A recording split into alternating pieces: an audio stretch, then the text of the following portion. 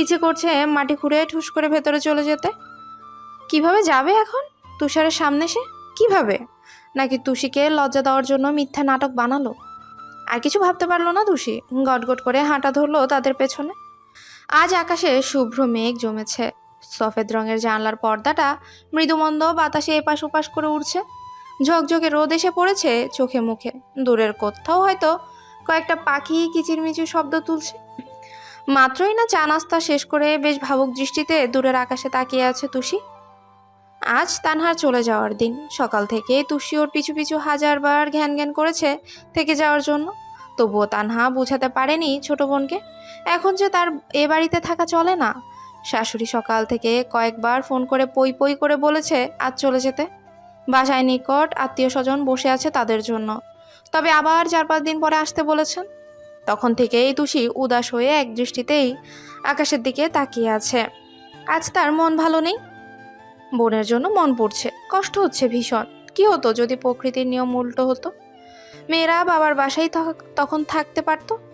এসব আজগবি চিন্তাভাবনা করছে আর শূন্য দৃষ্টিতে আকাশের পানিয়ে তাকিয়ে আছে। এখন আর ইচ্ছে করা সত্ত্বেও আপু আসতে পারবে না। আগে যেমন এ বাড়ির মেয়ে ছিল, তেমনি এখন ও বাড়ির ছেলের বউ। এসব ভাবতে ভাবতেই দীর্ঘশ্বাস ত্যাগ করলো তুষি। রামিম বেশ আয়েশ করে মাথার পেছনে দুহাত রেখে বিছানায় হেলান দিয়ে শুয়ে আছে। মাঝে মাঝে তানহার কাজকর্ম দেখছে। তানহা ব্যাগ সবকিছু গুছিয়ে রুম ঝাড়ু দেওয়ার সময় দুই ভ্রু কুঞ্চন করে প্রশ্ন ছুড়ল রামিমের পানে।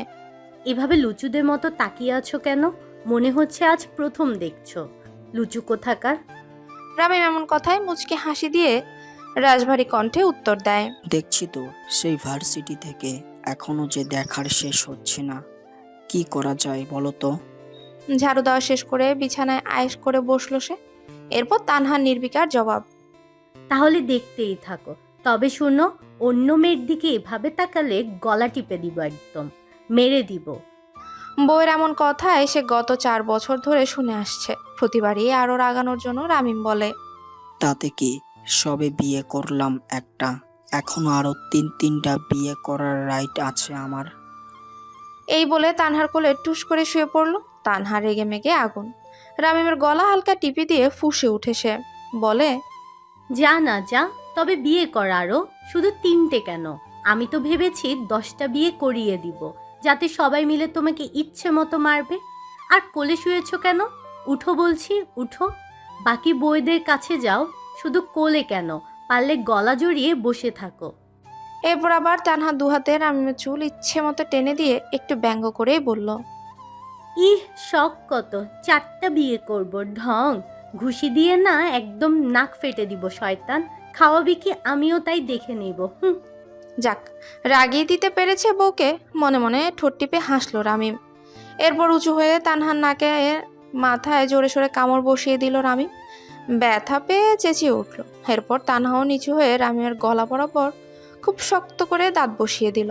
ব্যথায় দাঁতে দাঁত চেপে সহ্য করে নিলেও তানহার ছাড়ার নাম নেই। অবশেষে তানহার চুলের মুঠি ধরে দিল জোরে এক টান। সঙ্গে সঙ্গে ছেড়ে দিল তানহা। অবরত হাঁপাচ্ছে সে। তানহার এমন হাঁপানো দেখে নেশাতুর দৃষ্টিতে তাকিয়ে রইল তামিম। কোনো কিছু না ভেবেই তানহাকে দুহাতে শক্ত করে বিছানায় শুয়ে নিজের দুটো অধরের সাথে অধর মিলিয়ে দিল। তানহা প্রথমে নিজেকে ছাড়ানোর চেষ্টা করলেও এরপর নিজেও রামিমের সাথে তাল মিলালো। কেউ কারো থেকে কম না। ভালোবাসার পরম মধুর সুধা পান করতে ব্যস্ত দুজনে মিলে। 1 মিনিট 2 মিনিট এভাবে অনেকক্ষণ, তবুও কারো ছাড়ার নাম নেই। রামি হঠাৎ ঠোঁটে কামড় দিতেই তানহার কিছুক্ষণ আগের কথা মনে পড়ে গেল। এরপর নিজের সকল শক্তি দিয়ে রামিমের ঠোঁটে জোরে সোরে কামড় বসালো সে নিজেও। রামিমও কম না। অনেকগুলো ছোট ছোট কামড় দিয়েই তারপর ঠোঁট ছেড়ে ক্ষান্ত হলো সে। দুজনেই হাঁপাচ্ছে। রামিম হাত দিয়ে ঠোঁট কেটে যাওয়া রক্ত মুছে ফিসফিসিয়ে বলল, রোমান্সকে কিভাবে নিরামিষ বানাতে হয় এটা তোমার থেকে আর কেউ ভালো জানে না। ধুর, একেবারে ঠোঁট দুটো খেয়ে ফেলার প্ল্যান করছিল। এমন কথায় তানহার লজ্জায় লাল নীল হয়ে যাওয়ার উপক্রম। রামিমের উষ্ণ নিঃশ্বাস তানহার মুখে উপচে পড়ছে। নিজেও এখন কন্ট্রোল হারিয়ে বসে আছে। এদিকে রামিম এখনো ঘোরের মধ্যেই আছে। আস্তে আস্তে তানহার সারা মুখে ঠোঁট দিয়ে ছোট ছোট আদর দেয়। বন্ধ চোখের পাতায় গাঢ় চুমু খায়। এরপর দুহাতে শক্ত করিয়ে জড়িয়ে ধরে গলায় মুখ গুজে শুয়ে পড়ে। এদিকে তানহার অবস্থা বেহাল, হাত পা থরথর করে কাঁপছে। এই মানুষটা এত কাছে আসলেই কেমন কেমন যেন লাগে, রক্ত গরম হয়ে যাওয়ার মতো অবস্থা হয়। নিজের অজান্তেই রামিমের চুল দুহাত দিয়ে আঁকড়ে ধরে শুয়ে থাকলো। রামিম লম্বা নিঃশ্বাস নিয়ে দেখে তানহার শরীরের স্মেল। এই গন্ধের কাছেই প্রতিবার হারিয়ে যায় রামিম। এমন সময় রামিম বলে, ইস, একজন পারফেক্ট বউ, তার মধ্যে আবার পারফেক্ট পার্টনার। আমার বউটা সব দিকে সেরা। একটু আগে কিভাবে পারফেক্টলি চুমু খেলো আমাকে। ইমপ্রেস প্রিয়সী। কথা বলেই কানের লতিতে ছোট্ট কামড় দিল। তানহা এহেন কাণ্ডে রামের পিঠে কয়েকটা কিল ঘুষি বসিয়ে দিল। এরপর দুহাতে শক্ত করে চুল টেনে ধরে শুয়ে থাকলো। গলায় মুখ গুজে ওভাবেই থেকে হেসে দিল রামিম। তার প্রাণ মনোহরণী বিহারিণী, এত বছরের কত চাওয়া পাওয়া, কাছে আসা, সব যেন আস্তে আস্তে পূরণ হচ্ছে। তাদের ভালোবাসা পূর্ণতা ঘটছে। তুষার আজ স্কুলের বন্ধুদের সাথে আড্ডা দিতে গিয়েছে। ফুপির বাসা কাছে হওয়াতে বাসায় যাওয়া আসা অনায়াসেই করা যায়। টাঙ্গাইলের মনতলা রাস্তার পাশেই আড্ডা মেতেছে সবার। তুষার এসে দেখলো চিরচেনা সেই মুখমণ্ডল। গুটি কয়েকজনের সাথে মাঝে মধ্যে দেখা হলেও ৩-৪ জনের সাথে প্রায় 4 বছর পরই দেখা। সবাই নিজের পরিচয় গড়তে উঠে পড়ে লেগেছে। কেউ কেউ দেশের বাইরে পাড়ি জমিয়েছে। সবাইকে আজ এত বছর পর দেখে প্রায় বাক হারিয়ে ফেলেছিল সে।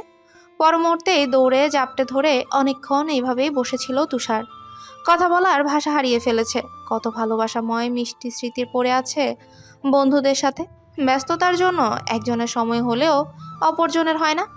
এভাবেই হারিয়ে যায় আমাদের বন্ধুত্ব। আজ তারা এক হয়েছে, খুব স্পষ্ট চোখেই মনে পড়ছে সেই প্রায় 4 বছর আগের স্মৃতিগুলো। সময়গুলো ভীষণ মিষ্টি ছিল। এক কোক কিনলে সবাই হুড়মুড়িয়ে খতম করে দিত। স্যারদের নাকানি চুবানি খাওয়াতেও ভুলেনি তারা। টিফিন টাইমে কত স্কুল ব্যাগ দিয়েছে তার হিসেব নেই। মেয়েদের সাথে ফাজলামো তো আছেই। স্কুলের সব অতীত মুহূর্তেই যেন সবার দু চোখে ভেসে উঠেছে আজ। তুষারের বন্ধু তৌফিকের উদ্দেশ্যে বলল, শালা, তুই তো দেখি দিন দিন চাঁদের নেহাল হইতেছস। ভাই, শরীরে কি ডলস কস না আম্মাগো, আমরাও দিতাম। কি রে বাল, কি কস সিয়াম? সিয়াম তাল মিলিয়ে বলে, ওর কথা বাদ দে, শালায় তলা তলা মধু খায়, জানোস না তো তোরা, তাই মনে করে সুন্দর হয়ে যাইতেছে। কি মামা, তলা তলা এত দূর? কও কও, মায়া ডাকেডা দুসগুন, ওরে আজকে কেউ ছাড়বি না। হালায় ট্রিট দিব, তারপর ছাড়া পাবো। কি করছ তোরা? তানবীরের কথা বলে তুষারের পেটে গুতা দিল। হো হো করে সবাই হেসে দিল। তুষার বলল, হ ভাই, সুন্দর হয়েছি। ফুপ্পির মাইয়ার আদর খাইয়া। তোর যদি ফুপি টুপি থাকে তাহলে ফুপ্পির বাচ্চার আদর খাওয়া ভুলেও ছাড়িস না। লাইগা পর, দেখবি দিন দিন চেহারা গ্লো করতেছে, একেবারে ফকফকা হয়ে যাবি, রাতের অন্ধকারেও দেখা যাবে। তাদের মধ্যেই ইফতি প্রশ্ন করে, কারো যদি কলিকাতা হারবার লাগে আমারে কইস, শালারা আমি আইনা দিমু। তোরা বন্ধু বলে কথা, এতটুকু উপকার করবার পারি। দেখ আমি এক পায়ে রাজি। এই বলেই ইফতি এক পায়ে দাঁড়িয়ে থাকলো। সবাই ওরে ধরে ধুমধাম কয়েকটা লাগালো। হাবির ইফতির উত্তরে বলে, তোর কাছে আছে মানে? তুই কি বোঝাতে চাস? তুই প্রতিদিন ডোজ নেস? ওই মামা দেখ দেখ, শালার ইঞ্জিন চলে না ভাই। আমাগো সবার ঠিকঠাক আছে, তুই বেশি বেশি খা, আমাগো লাগবো না। আবিরের কথায় হাসিতে ফেটে পড়লো সবাই। হাসতে হাসতে একজন আরেকজনের উপর ঢলে পড়ে যাবে এমন অবস্থা। এরপর ভালো মন্দ কে কি করছে সব কিছু নিয়ে আড্ডা চললো। দেখে কেউ বলতে পারবে না আজ তাদের এত বছর পর দেখা হয়েছে। মনে হচ্ছে তারা সেই শৈশবেই ফিরে গেছে। শৈশবের স্মৃতি হচ্ছে সুমধুর, কখনো ভোলা যায় না সেই স্মৃতি কাটানোর বন্ধুত্বের। বন্ধুরা যেন এক একটা প্রাণ। জীবনে মন খারাপের কথা বলার জন্য হলেও একটা মনের মতো বন্ধু থাকা দরকার, যে কখনো বকবকানি শুনেও বিরক্ত হবে না, গালি শুনে নাক ছিটকাবে না, বরং একটা গালি দিলে আরও 4টা দিয়ে দিবে। সারাদিন হই হই করে টাঙ্গাইলের পরোদ্যান, ডিসি লেক এসব জায়গা দিয়ে তারা ঘুরে বেড়ালো। আজ কারো মধ্যে এক বিন্দু পরিমাণও ক্লান্তি নেই, নেই মনের গোপন ব্যথা, নেই বাড়ি ফেরার ভীষণ তারা, কিচ্ছু নেই। বন্ধু পাশে আছে তাহলে ওসব তো এসবের কাছে খুবই তুচ্ছ। তারা হুট করে কোথাও যেন উধাও হয়ে যায়। এভাবে সারাদিন বন্ধুদের সাথে কাটিয়ে সবাইকে বিদায় দিল তুষার। এরপর ফুপ্পি কি বাচ্চির উদ্দেশ্যে রওনা দিল। বিকেলের গোধূলি লগ্নে সূর্যটাও হেলে পড়েছে। তানহা যাওয়ার জন্য রেডি হচ্ছে। তানহা একটু পরই নাক টেনে কাঁদছে। পাশেই নাক ফুলিয়ে বসে আছে 3 বোন। তুষির কান্নায় নাকের ডগা লাল হয়ে উঠেছে। তানহা সব ব্যাগ নিয়ে বের হয়ে আসলো। নূরজাহান তুষারকে ডাকতে গেলেন। সেই যে ছেলেটা বিকেলে আগে এসেছে, এরপর ক্লান্তিতে 2 চোখ এক করে ঘুম দিয়েছে। তুষার ঘুমু ঘুমু চোখে বাইরে এসে দেখলো বাড়ির অবস্থা শোকে কাতর। তানহা একবার আমেনা বেগমকে, আবার আতিকুর রহমানকে ধরে কেঁদে যাচ্ছে। আজাদ, আলতাব আর নাজমা বোঝাচ্ছে, তবুও কাজ হচ্ছে না। পাশেই হেঁচকি তুলে নাক টানছে তুষি। তুষারের মনে হলো বড্ড ঢং করছে এই মেয়ে। আশ্চর্য, এইভাবে কাদার কি আছে? সে কি আর আসবে না? বিয়ে হয়েছে, এখন তো স্বামীর ঘরেই থাকতে হবে। কিন্তু দেখো, শাকচন্নিকে দেখে মনে হচ্ছে সে নিজেই যাচ্ছে শ্বশুর বাড়ি। তুষার বিড়বিড় করে বলল, একবার শুধু আয় আমার কাছে। কিভাবে বাপের বাড়ি থাকতে হয় তা ধীরে ধীরে বুঝাবো। অনেক খাচ্ছিস বাপের বাড়ি, এখনই খেয়ে নে। বিয়ের পর বাপের বাড়ির নাম মুখে আনলেই একদম পিটিয়ে সোজা করে দিব। বিয়ের পর জামাইয়ের বাড়ি হচ্ছে একমাত্র বাড়ি। সারাদিন কান্নাকাটি করলেও আমার বুকেই থাকতে হবে আজীবন। এসব বলেই তুষির দিকে পরক করলো সে। তুষি শুধু একবার মুখ উঁচিয়ে দেখলো, অমনি আবার নিচের দিকে তাকিয়ে থাকলো। এখন তার কোনো ইচ্ছে নেই বনমানুষকে দেখার। কাঁদতে দেখলেই তুষিকে ভেঙিয়ে মজা নেয় তুষার। এসব আপাতত ভালো লাগবে না তুষির। এখন সে বোনের জন্য কান্না করতে ভারী ব্যস্ত। তানাকে সবাই বুঝিয়ে সিএনজিতে উঠিয়ে দিল। আতিকুর রহমানের বুকটা পড়ে যাচ্ছে। মেয়ের কান্না সহ্য হয় না তার। এক হতাশ শ্বাস ফেলে সবাই আবার বাসায় চলে আসলো। তুষির চোখ নাকের দিকে তাকিয়ে হালকা কপাল কুঁচকালো। মন খারাপ তুষিকে একটু খেপানোর জন্য বলল, রাগ খুশি রানী কটকটি। এই একটি কথা শুনে এক মুহূর্তের জন্য একটু আগের কান্না ভুলে গেল সে। রাগ উঠে গেল, নাকের ডগা তিত্তির করে কাঁপলো। জবাব দিল, তোমার বউ তুই? আস্ত জঙ্গলি ভূত। হ্যাঁ হ্যাঁ, তোর জামাই। এই বলে তুষার তুষির চুলের বেনুনি ধরে দিল জোরে টান। তুষির রেগে ফুঁসতে ফুঁসতে ধরতে গেলেই তুষার ভোদর বাসার ভেতরে চলে গেল। আর তুষিও হাল ছাড়ার পাত্রী নয়। আজ ধরতে পারলে আস্ত চিবিয়ে চিবিয়ে খাবে সে। কোনোভাবে ছাড়বে না তুষি। অনেক বেয়াদবি হয়েছে, এখন আর সহ্য করবে না সে। তাই পেছন পেছন তুষিও দৌড় দিল। তুষারের হাসির ঝংকারে আর তুষির চিল্লাচিল্লি চিৎকারে সারা বাসা ভয়ে কেঁপে উঠল। কেউ কারো থেকে কম না। একজন দৌড়াচ্ছে তো আরেকজন তাকে ধরার জন্য প্রাণপণে পিছু ছুটছে। ওদের এহেন বাচ্চামো কাণ্ড দেখে বাকি সবাই দীর্ঘশ্বাস ত্যাগ করলো। হে আবার নতুন কি, ছোট থেকেই চলে আসছে এসব। এই ভালো তো এই আবার খারাপ। এই এখন কেঁদে কেটে একাকার, এই আবার মারামারি ঝগড়াঝাটি হাসাহাসি। বয়স 50-এর ঘরে গেলেও এরা ছেলে মানুষই থাকবে, বড় হবে না কখনো। তুষার দৌড়াতে দৌড়াতে ছাদে গিয়ে ঠেকলো। সিঁড়িঘরের দরজায় সে অবরত হাঁপাচ্ছে তুষি। এত দৌড়ে মনে হয় না কখনো সে দিয়েছে। এই তুষারের বাচ্চার জন্য আজ দুর্বল হয়ে গেল, ক্লান্ত হয়ে গেছে এই অল্প দৌড়াদৌড়ি করেই। হাত পা অসাড় হয়ে মনে হচ্ছে ধপ করে ফ্লোরে পড়ে যাবে সে। তুষার ছাদের রেলিংয়ে দাঁড়িয়ে ওকে থামতে দেখে জোরে শ্বাস নিয়ে বলল, কিরে, এটুকুতেই হাঁপিয়ে গেলি? তবে আমাকে সামলাবি কিভাবে? আবার আসিস আমার সাথে লড়তে? How funny. মজা করে উচ্চস্বরে বলে উঠল। তুষি যাও ভেবেছিল এখন চলে গিয়ে রাতে মজা দেখাবে, তার হলো না। রেগে মেগে বোম হয়ে তুষারের নিকট দৌড়ে গেল সে। তখনই বাঁধলো আরেক বিপত্তি। ছাদের মেঝে পানিতে কিছুটা পিচ্ছিল হয়েছিল। যখনই তুষারের হাতে খামচি দিতে যাবে তখনই তড়িৎ গতিতে চিৎপটাং হয়ে পড়ে গেল বেচারি। নিজে তো পড়লোই, সাথে তুষারকে নিয়েও পড়লো। এহেন হঠাৎ আক্রমণে তুষার কিছু না বোঝার আগেই থপ করে মেঝেতে পড়ে গেছে, যার জন্য তুষার মাথায় বেশ চোট পেল। নিজের দিকে তাকাতেই তুষারের চোখ বড় বড় হয়ে গেল নিজের উপর তুষিকে দেখে। কিছু ভাবতে পারলো না সে। কেমন হৃৎপিণ্ড উল্কা বেগে ছুটছে, ধকধক ধকধক করছে। তুষির অবস্থা নাজেহাল, কান দিয়ে গরম ধোঁয়া বেরোচ্ছে। কেমন কেমন লাগছে, আবার উঠতেও ইচ্ছে হচ্ছে না। আজ সব লজ্জার মাথা খেয়ে এভাবেই পড়ে থাকতে ইচ্ছে করছে। তবে সেও কম যায় না। মাথায় দুষ্ট বুদ্ধিরা নড়াচড়া করতেই তুষি শক্ত করে গলা জড়িয়ে ওভাবেই পড়ে রইল। এতটা কাছে থেকে নারীর স্পর্শ সহ্য হচ্ছে না তুষারের। গলা কাত হয়ে যাচ্ছে। একটু পানির খোঁজে বেশ তৃষ্ণা পেয়েছে। চোখ হয়েছে অস্বাভাবিক বড়, তবুও সামলে বহু কষ্টে বলে, তুই সুচুন্নি রে, তুই কি আমাকে মারার প্ল্যান করছিস? দেখ, উঠে যা বলছি। নিজে একা পড়তে পারলি না, আমাকেও ফেলে কোমর মাথা সব ফাটিয়ে দিলি। ইস, আমার কোমর শেষ একদম, আর বোধহয় হাঁটতে পারবো না। মরে গেলাম রে বাবা। তুষি শয়তানি হাসি হেসে জবাব দেয়, এখন এত নড়াচড়া করছো কেন? একটু আগে না বললে তোমাকে নাকি সামলাতে পারবো না? শোনো, তোমার মতো জঙ্গলি ভূতকে সামলানোর জন্য আমি একাই তুষির যথেষ্ট। কি বলো, আরো প্রমাণ পেতে চাও? এই বলে তুষি তুষারের মুখে ফুঁক দিল। আস্তে আস্তে ঠোঁটের কাছে যাওয়ায়ও তুষারের মনে হচ্ছে প্রাণ যায় যায় অবস্থা। এই অবস্থা দেখে বেশ মজা পেল তুষি। যেভাবেই হোক জব্দ করতে পেরেছে আজ বন মানুষকে। এভাবেই জোরে হেসে দিল। তুষার কম্পিত গলায় শুধালো, ফুপ্পিকা বাচ্চি, অনেক হয়েছে, উঠে পড়ে এবার, নয়তো ভুল কিছু করে ফেলবো, তখন আমাকে দোষ দিতে পারবি না। যাব না, আজ এভাবেই থাকবো। তোমার মুখের দিকে তাকালেই বোঝা যাচ্ছে কচু করবে তুমি, কচু। এমন কথায় তুষারের আত্মসম্মানে লাগলো, তাই সেও এখন আষ্টে পৃষ্ঠে দু হাতে বন্দি করে রাখলো তুষিকে। কোমর পেঁচিয়ে যা দূরত্ব ছিল সব গুছিয়ে দিল। মুখে তার দুষ্টমির ছটা। তুষি দরদর করে মুহূর্তেই ঘেমে নেমে একাকার। ছোটার জন্য প্রাণপণে নড়াচড়া করছে, তবুও তুষারের হাতে ছোটার নাম নেই। ছেলেদের সাথে সব কিছুতে পারলেও শক্তিতে পারা যায় না।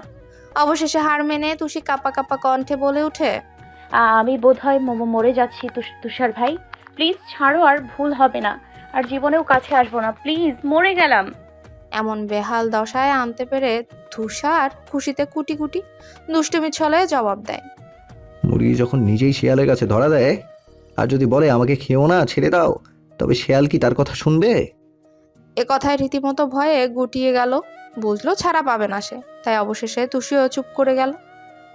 কমলার কোয়ার ন্যায় তুষির ঠোঁট দুটো ভয়ে তত্তর করে কাঁপছে। সেই কম্পিত ঠোঁটের দিকে নেশাতুর দৃষ্টিতে তাকিয়ে আছে তুষার। আস্তে আস্তে সেই ঠোঁটের নিকটে আসতেই সিঁড়ির দিক থেকে রিমির ডাক দুজনের কানে চলে আসে। এহেন অবস্থায় দুজনই ভীষণ অপ্রস্তুত হয়ে যায়। তুষার তৎক্ষণাৎ তুষিকে ধাক্কা দিয়ে দূরে সরিয়ে উঠে দাঁড়ায়।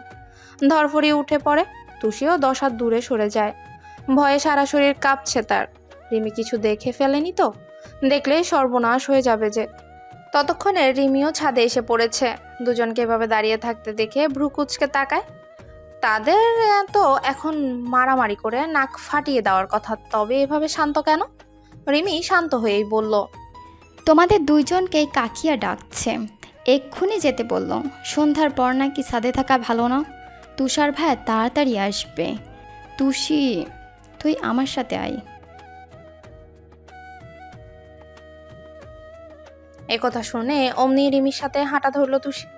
উফ, আজকে কি বাঁচাটাই না বেঁচে গেল।